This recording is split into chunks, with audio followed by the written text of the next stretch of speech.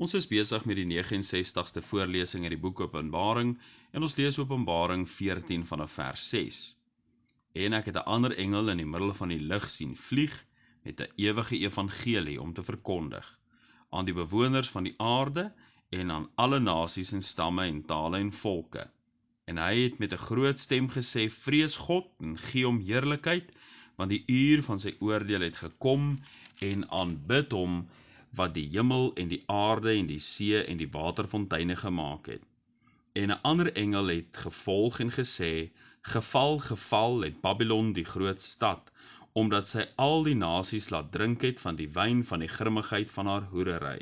En 'n derde engel het hulle gevolg en met 'n groot stem gesê, as iemand die dier in sy beeld aanbid en 'n merk op sy voorhoof of op sy hand ontvang, sal hy self ook drink van die wyn van die grimmigheid van God, wat ongemeng ingeskink is in die beker van sy toorn. En hy sal gepynig word met vuur en swavel voor die heilige engele en voor die lam. En die rook van hulle pyniging gaan op tot in alle ewigheid. En hulle het dag en nag geen rus nie. Hulle wat die dier in sy beeld aanbid, en elkeen wat die merk van sy naam ontvang. Hier kom die lydsaamheid van die heiliges te pas. Hier is hulle wat die gebooie van God en die geloof in Jesus bewaar. En ek het 'n stem uit die hemel aan my hoor sê, skryf salig is van nou af die dode wat in die Here sterwe. Ja, sê die Gees, sodat hulle kan rus van hulle arbeid en hulle werke volg met hulle. In hierdie tweede visioen wat ons dan lees in die boek Openbaring, in Openbaring 14, het ons 3 engele gesien en hulle verskillende boodskap. Die eerste engel was natuurlik die engel wat 'n ewige evangelie verkondig het, 'n kort eenvoudige boodskap.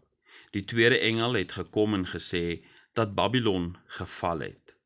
En uiteindelik kondig die derde engel pyn en grimmigheid aan. Maar nou is dit interessant om die kort onderbreking van vers 12 waar te neem. Net soos in Openbaring 13 vers 18, nadat daar gepraat is van die merk van die dier, dat dit bereken kan word, lees ons, hier kom die wysheid te pas. Nou lees ons van die wat die merk nie geneem het nie, en die gevolg daarvan. Wat is nou van toepassing? Hier kom die lydsaamheid te pas. Hierdie vers bewys net weer dat mense wel gered sal word in die verdrukkingstyd.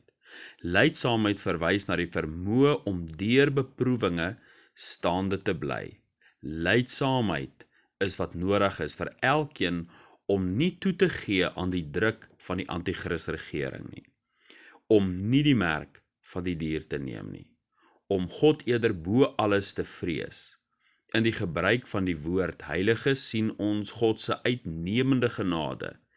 Die wat agterbly het, of die wat agtergebly het na die wegraping het, juis agtergebly weens die feit dat hulle saak nie reg was met God nie, maar word nou heiliges genoem.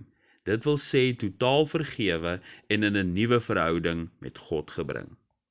Kyk dan weer na die boodskap van vers 13. En ek het 'n stem uit die hemel aan my hoor sê, skryf salig is hulle wat of is van nou af die dode wat in die Here sterwe. Ja, sê die Gees, sodat hulle kan rus van hulle arbeid en hulle werke volg met hulle. Hierdie stem uit die hemel beteken letterlik dat dit beter is om te sterf. Die laaste 7 plaae is so geweldig dat dit beter is om dood te gaan. Hierdie stem uit die hemel moet ook nie los van die ander engele se boodskap gesien word nie. Dit word in verband gebring met die keuse tussen dood en dood, veral dit wat die derde engel na verwys het.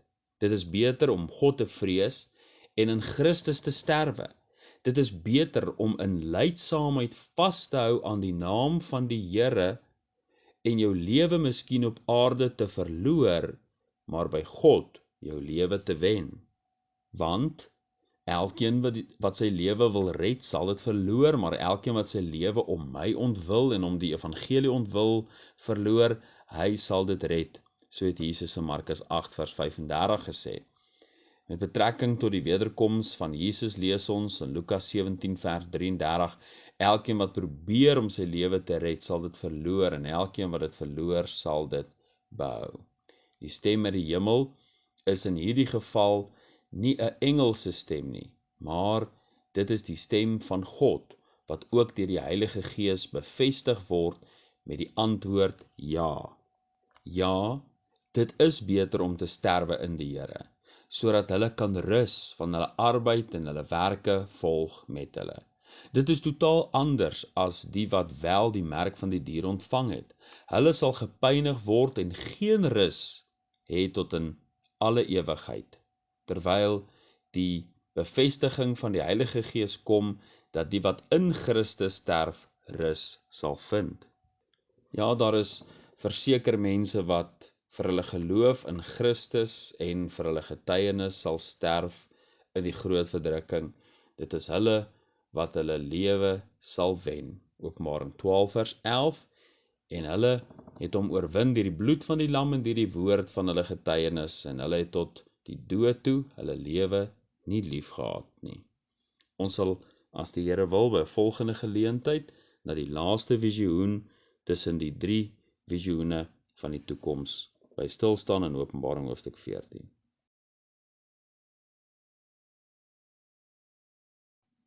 Ons gaan nou die 70ste keer voorlees uit die boek Openbaring, en ons lees die laaste verse van Openbaring 14 vanaf vers 14. En ek het gesien en kyk, daar was 'n wit wolk, en een soos 'n menseseun wat op die wolk sit, met 'n goue kroon op sy hoof, en in sy hand 'n skerp sekel. En 'n ander engel het uit die tempel gekom, en met 'n groot stem geroep na hom wat op die wolk sit: Slaan die sekel in en maai, want die uur het vir u gekom om te maai, omdat die oes van die aarde oorryp geword het. En hy wat op die wolk sit, het sy sekel oor die aarde laat gaan, en die aarde is afgemaai. En 'n ander engel het uitgekom uit die tempel wat in die hemel is, en hy het ook 'n skerp sekel gehad. En 'n ander engel wat mag oor die vuur gehad het uit die altaar uitgekom en met 'n groot stem geroep na hom wat die skerp sekel het en gesê: Slaan jou skerp sekel in en samel die trosse van die wingerdstok van die aarde in, want sy druiwe het ryp geword. En die engel het sy sekel oor die aarde laat gaan en die wingerdstok van die aarde afgeoes, en dit gegooi in die groot parskyp van die grimmigheid van God. En die parskyp is buitekant die stad getrap, en die bloed het uit die parskyp gekom tot aan die tooms van die perde 200 myl ver. Hierdie laaste vooruitskouing van die toekoms, die laaste visioen is presies soos die vertalers daar bokant vers 14 aangebring het, die woorde, die graanoes en die wynoes. In hierdie laaste gesig van die toekoms vind ons 4 karakters, waarvan 3 die laaste van 6 engele is, wat oordeel oor die aarde bring. Hierdie laaste vooruitskouing voordat die kronologie van Openbaring weer opgetel word in hoofstuk 15, kondig juis die laaste 7 pla en die slag van Armageddon aan. Dit is nog deel van die parentese wat in hoofstuk 12 begin het en wys vorentoe op dit wat in die laaste deel van die groot verdrukking sal plaasvind. Matteus 13 vers 24 tot 30 leer dat oestyd onderskeid tussen mense sal bring. Jesus vertel die gelykenis dat die koninkryk van die hemele is soos 'n man wat goeie saad in sy land gesaai het, maar in die nag, toe die mense slaap, het sy vyande onkruid tussen die koring gesaai. Toe die arbeiders sien wat gebeur het, wou hulle weet wat om te doen. Moet hulle die onkruid gaan uithaal? Dan kom die antwoord van die huisheer: nee, dat hulle, of julle nie miskien, as julle die onkruid bymekaar maak, die koring daarmee saam uittrek nie. laat albei saamgroei tot die oes toe, en in die oestyd sal ek vir die maaier sê, maak eers die onkruid bymekaar en bind dit in bondels om dit te verbrand, maar bring die koring bymekaar in die skuur. Dit is Matteus 13 vers 30 en 31. Hier in Openbaring gaan dit juis oor die versameling van die onkruid. Die sekels word ingelê. In die eerste plek, as ons na hierdie woorde kyk, die 4 karakters, dan sien ons die menseseun met die sekel in sy hand, vers 14. Vers 14 gee 4 leidrade waardeur ons kan vasstel wie die menseseun met die sekel in sy hand is. Hy sit op 1, 'n wit wolk. Die wolk laat ons onwillekeurig dink aan die Engelse woorde tydens Jesus se hemelvaart. Nadat 'n wolk Jesus voor die disippels se oë weggeneem het, Handelinge 1 vers 9, het die manne in wit klere gesê dat Jesus net so weer sal terugkeer soos hulle hom in die hemel sien wegvaar het, Handelinge 1 vers 11. Hierdie belofte is reeds gemaak in Openbaring 1 vers 7, die temavers van die boek dat Jesus kom met die wolke en elke oog sal hom sien. Die een wat op die wit wolk sit, word 2 menseseun genoem. Dit is die tweede leidraad wat verklap wie hierdie menseseun is. Hierdie woorde neem ons dadelik terug na die boek Daniël en na Jesus se woorde toe hy voor die hoëpriester gestaan het. Daniël 7 vers 13, en ek het gesien in die naggesigte, en kyk, met die wolke van die hemel het een gekom soos die seun van die mens, en hy het gekom tot by die oue van dae, en hulle het hom nader gebring voor hom.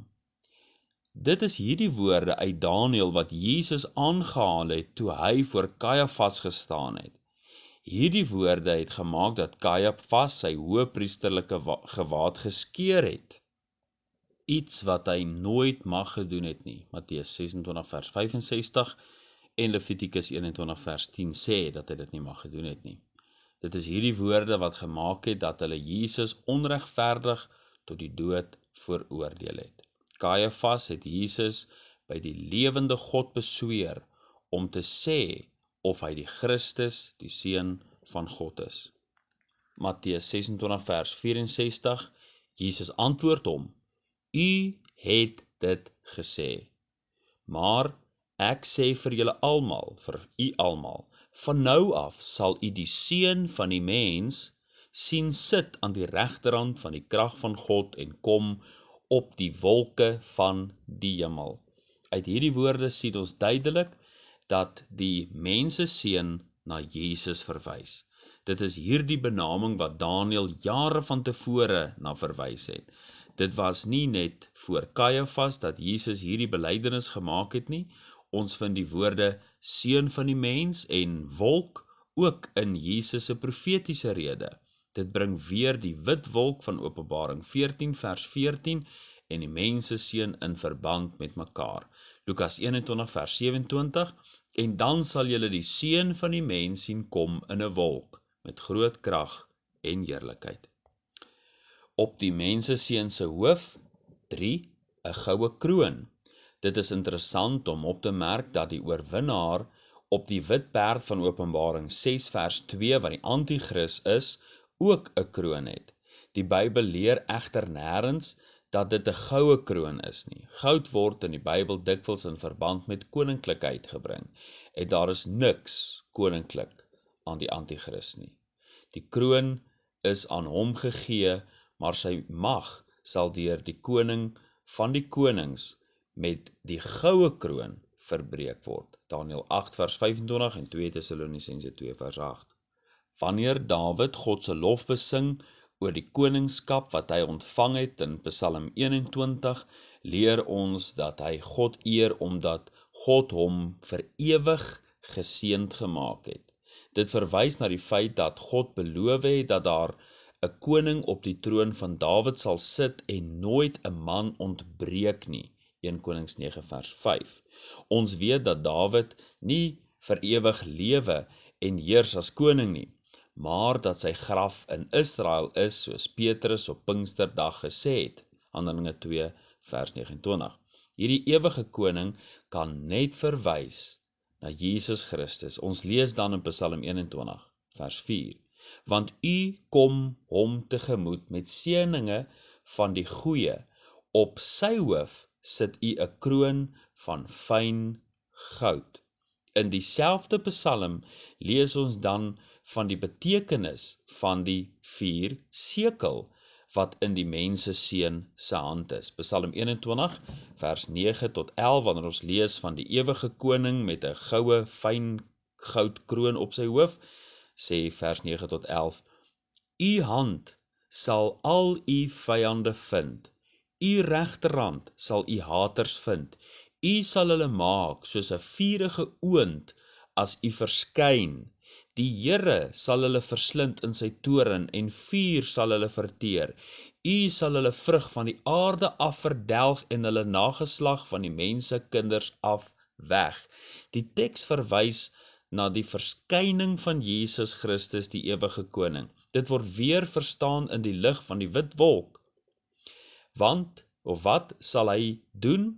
Wel, die Psalm sê, hy sal hulle vrug van die aarde af verdelg. Daarom praat die teks ook van 'n oes, vrug, of dit graan of druiwe is. Die vrug word in die verband met 'n sekel afgeoes, en dit is presies wat die menseseun in vers 16 doen, Openbaring 14 vers 16, en hy wat op die wolk sit, het sy sekel oor die aarde laat gaan, en die aarde is afgemaai. Hierdie vooruitskouing sal net so in Openbaring 19 met sy wederkoms plaasvind. Want wanneer hy kom, sal hy die nasies in sy toorn vertrap, wanneer hy die wynoes in sy grimmigheid vertrap. Openbaring 19 vers 15.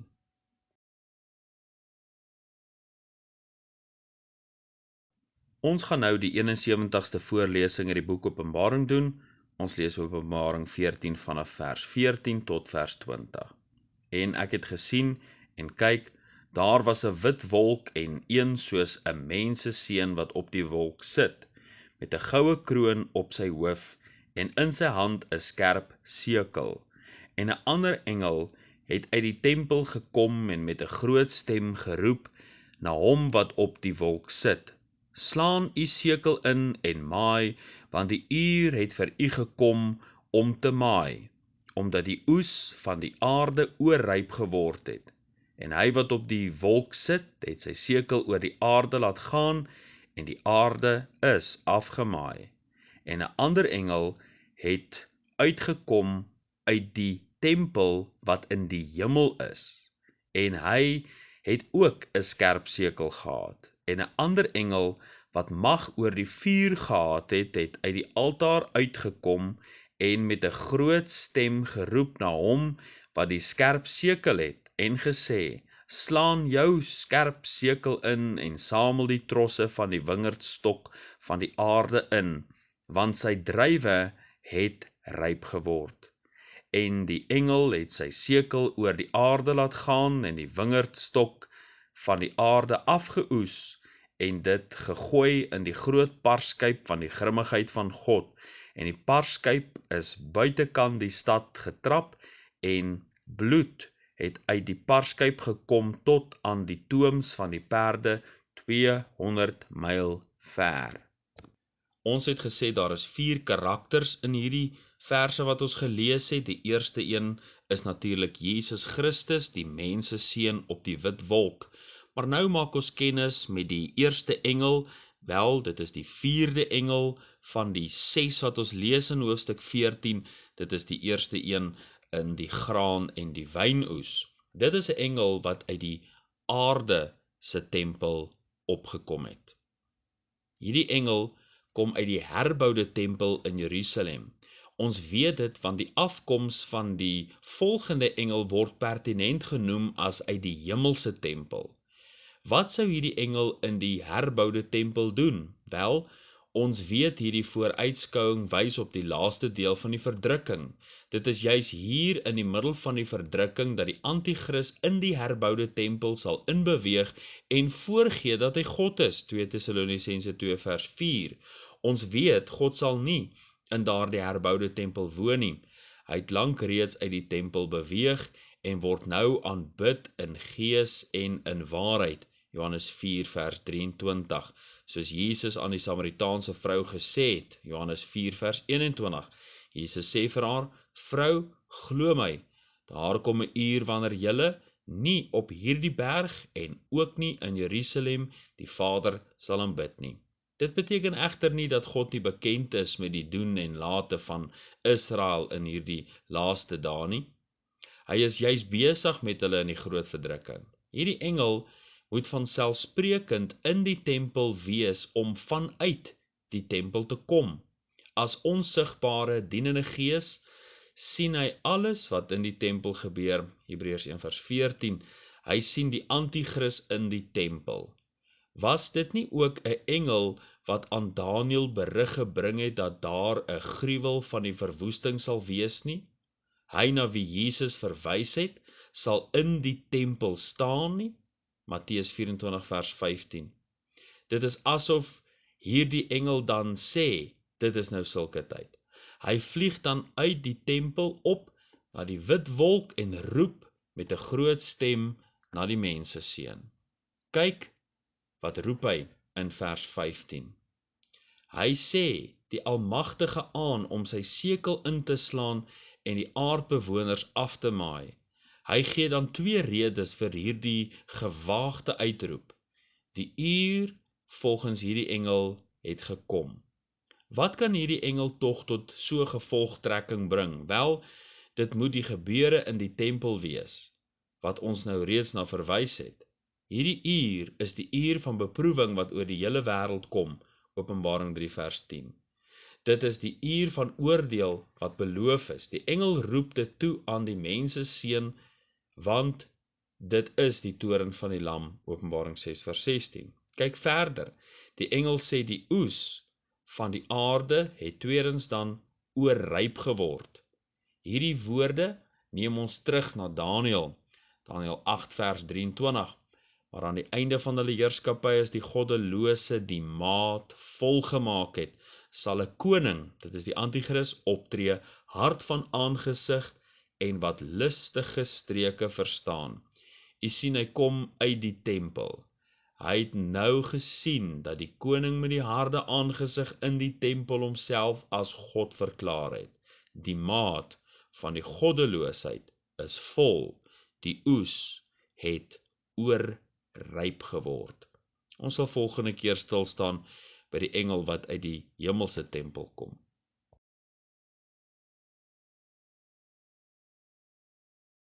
Ons gaan nou die 72ste keer saam lees uit die boek Openbaring en ons lees Openbaring 14 vanaf vers 14. En ek het gesien en kyk, daar was 'n wit wolk en een soos 'n menseseun wat op die wolk sit met 'n goue kroon op sy hoof en in sy hand 'n skerp sekel. En 'n ander engel het uit die tempel gekom en met 'n groot stem geroep na hom wat op die wolk sit, slaan u sekel in en maai, want die uur het vir u gekom om te maai, omdat die oes van die aarde oorryp geword het. En hy wat op die wolk sit, het sy sekel oor die aarde laat gaan, en die aarde is afgemaai. En 'n ander engel het uitgekom met die tempel wat in die hemel is, en hy het ook 'n skerp sekel gehad. En 'n ander engel, wat mag oor die vuur gehad het, het uit die altaar uitgekom, en met 'n groot stem geroep na hom, wat die skerp sekel het, en gesê, slaan jou skerp sekel in, en samel die trosse van die wingerdstok van die aarde in, want sy druiwe het ryp geword. En die engel het sy sekel oor die aarde laat gaan, en die wingerdstok van die aarde afgeoes, en dit gegooi in die groot parskyp van die grimmigheid van God. En die parskyp is buitekant die stad getrap, en die bloed het uit die parskyp gekom, tot aan die tooms van die perde 200 myl ver. Ons het hier te doen met die laaste visioen van die 3 oor die toekoms, 'n vooruitskouing van die toekoms, en dan wel die graan en die wynoes. Ons het gesê dat hier 6 engele optree in hoofstuk 14 en nou by die graan en die wynoes het ons met 4 karakters te doen. Die heel eerste een is die menseseun wat na Jesus verwys en dan die laaste 3 engele. Die eerste engel kom uit die aardse tempel het ons gesê. Hy gaan sien wat daar gebeur in die tempel, gaan die antichrist staan en homself verklaar as God en dan gaan hy uit die aardse tempel opbeweeg na die wit wolk waarop die menseseun sit en vir hom sê om sy sekel in te lê. Nou sien ons 'n engel uit die hemelse tempel in vers 17. Ons het reeds van die tempel gelees, maar om onderskeid te tref tussen die aardse en die hemelse word daar uitdruklik in hierdie geval genoem dat hy uit die hemelse tempel kom. Ja, daar is 'n tempel in die hemel. Dit wat op die aarde gesien kan word, is net 'n beeld van die oorspronklike in die hemel. Daarom praat ons gereeld van skaduwees wat op die aarde val, in die kleine. Sonder om te veel vasgevang te raak in die onsienlike dinge in die hemel waarvan ons min weet, is dit egter belangrik om te weet dat die tempel in die hemel verwys na God se woonplek. Weereens, die hoogste hemele kan God nie bevat nie. 1 Konings 8 vers 27. Hy is oral betrokke in ruimte, maar ook in tyd, soos hy tans by my en by u tergelykertyd is. Hy is ook net so naby aan gister en eergister as aan môre en ooremôre as aan vandag. Hy is net so naby aan die buitenste ruimte as aan Wakkerstroom, as aan Dwarskersbos. Die hemelse tempel verwys daarom na die plek waar hy in die ewigheid homself kennelik bewustelik openbaar. Die aardse tempel was die plek waarop sy teenwoordigheid neergedaal het vanuit die hemel. As ons dan lees van 'n engel wat uit die hemelse tempel kom, dan beteken dit dat die engel uit die teenwoordigheid van God kom. As die menseseun Jesus 'n sekel in sy hand het, dan het hierdie engel wat van die Vader gestuur word ook 'n sekel. Dit is 'n dubbele bevestiging dat God se oordeel oor die mense gebring sal word. Wat interessant is dat Jesus sowel as hierdie engel wat van God kom 'n sekel het, en die ander 2 engele is die wat hulle toeroep om wel die sekel in te lê. Wat hierdie 2 engele dan wel doen, want ons lees in vers 19 dat die engel wat uit die hemelse tempel kom, dit dan wel gedoen het. Vers 19 sê, die engel het sy sekel oor die aarde laat gaan en die wingerdstok van die aarde afgeoes en dit gegooi in die groot parskyp van die grimmigheid van God. Ons sal nou vasstel waarom die laaste engel ook hierdie engel gevra het om sy sekel in te lê. Die laaste engel dan is 'n engel uit die altaar. Hierdie engel het mag oor die vuur. Die altaar is natuurlik die plek waarop offers gebring word. Vuur is die instrument waardeur die offers aan God gebring word. Vuur was die manier waarop God ook geantwoord het of die offers vir hom aanneemlik is of nie. So het God met vuur geantwoord toe Elia in 1 Konings 18 vers 38 voor die Baalpriesters vuur uit die hemel gebid het. Met die inwyding van die priesters het hulle nie die vuur aangesteek nie, maar God het geantwoord met vuur om die brandoffer te verteer, Levitikus 9 vers 24. As ons dan lees van 'n engel wat mag het oor die vuur en wat van die altaar uitgaan, dan moet dit verwys na 'n engel wat waak oor die offers en aanbidding wat voor God gebring word. Wat sal die antichrist nog doen wanneer hy in die middel van die groot verdrukking die tempel besoek en homself as God verklaar? Wel, hy sal slagoffer en spysoffer laat ophou. Ons weet egter dat die offers wat Israel in die groot verdrukking sal bring nie vir God aanneemlik sal wees nie, want Jesus het reeds eenmaal versoening gebring, Hebreërs 9 vers 26. Die engel kan daarom nie uit die altaar beweeg, omdat hy nou ontevrede is met die antichrist wat spysoffer en slagoffer laat stop het nie. Dit beteken eerder dat hierdie engel uit die hemelse altaar uitgaan. Want wie is daar onder die altaar in die hemel? Dit is nie die eerste keer dat ons van die altaar in die boek Openbaring lees nie. Ons lees dat die martelare se siele in bewaring gehou word onder die altaar. Maar hierdie martelare het 'n spesifieke gebed wat hulle tot God gebid het. Openbaring 6 vers 9 tot 11. En toe hy die 5de seël oopgemaak het, sien ek onder die altaar die siele van die wat gedood is ter wille van die woord van God en die getuienis wat hulle gehad het. En hulle het met 'n groot stem uitgeroep en gesê: Hoe lank, o heilige en waaragtige heerser, oordeel en wreek U nie ons bloed op die bewoners van die aarde nie, en aan elkeen van hulle is wit klere gegee. Die antwoord van God se kant op hulle gebed is dat hulle nog 'n klein tydjie moes rus totdat ook hulle medediensknegte en hulle broeders wat nog gedood sou word soos hulle voltallig sou wees. Openbaring 6 vers 11. Nou egter, wanneer die maat van goddeloosheid vol geword het en die oes oorryp is en die getal van die martelare voltallig is, nou kom daar 'n engel uit die altaar om die bloed van die martelare te wreek. Daar is dus 2 engele wat uitroep dat die aardbewoners afgeoes moet word. Die een kom van die aarde en die ander een uit die hemel. Albei is in akkoord. Dit is tyd vir die oordeel. Sekels is wat 'n mens gebruik vir die koringoes, maar 'n parskyp is weer die gebruik in die wynoes. Jesus Christus se kleed sal juis in bloed gedoop wees by sy wederkoms wanneer die slag van Armageddon plaasvind. Dit is weens die parskyp wat getrap word.